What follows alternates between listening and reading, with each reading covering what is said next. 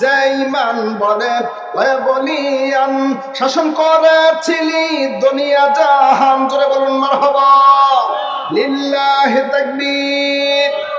বাল হুয়া কুরআনুম মাজিদুন ফি লাওহিম মাহফুজ।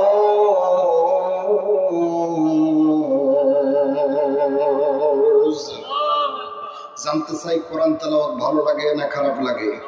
যারা ইমানদার আল্লাহওয়ালা তাদের কাছে ভালো লাগার কথা, নাকি বলেন? যারা গান বাজনা নিয়ে সব সময় পড়ে থাকে তাদের ভালো নাও লাগতে পারে। তবে একটা কথা বলি, একটা গান 10 বার 20 বার শুনলে মেজাজ এমনি গরম হয়। একটা গান কয়বার শোনা যায়? কিন্তু সূরা ফাতিহা আলহামদুলিল্লাহ আপনাদের মসজিদের বর্তমান ইমাম সাহেব উনি যদি নামাজ পড়ায় সূরা ফাতিহা আলহামদুলিল্লাহ দিয়েই পড়ায়। আবার আবু আক্কাস সাহেব যদি নামাজ পড়ায় উনি সূরা ফাতিহা দিয়েই নামাজ শুরু করবে। তার মানে হলো বাংলাদেশ, এরপরে কুয়েত, কাতার, আবুধাবি, গোটা পৃথিবীর যত মুসলিম বিশ্ব আছে যেখানেই নামাজ শুরু করে সেই নামাজ শুরু করে সূরা ফাতিহা দিয়া। জীবনে কতবার এক সূরা শুনলেন কখনো বিরক্ত আসলো না। এর থেকে প্রমাণ হয়ে গেল গান বাজনা কয়েকবার শুনলে বিরক্ত হয়, কিন্তু কোরআন শরীফ 1000 বার 1,00,000 বার শুনলেও বিরক্ত হয় না। প্রমাণ হয়ে গেল শয়তানেরটা টেকে না।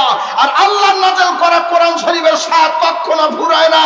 যখনই পড়া যায় তখনই নতুন মনে হয়। কথা বলেন ঠিক কিনা?